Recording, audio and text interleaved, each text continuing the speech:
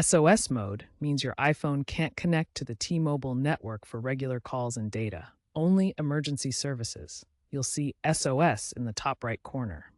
This isn't always a hardware problem. It often points to issues with your SIM card, carrier settings, or T-Mobile's network coverage.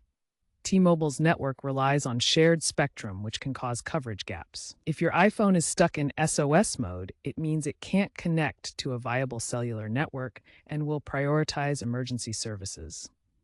The problem is likely software-related and can be resolved without professional intervention. First, restart your iPhone to resolve temporary glitches. Then toggle airplane mode on and off to reset the cellular connection. Next, check for iOS and carrier settings updates in Settings, General, About. If those don't work, remove and reinsert your SIM card, or contact T-Mobile for a replacement, especially if using an older SIM. Finally, check T-Mobile's Coverage Map app to ensure you're in a coverage area. If in weak signal, relocate to a stronger area.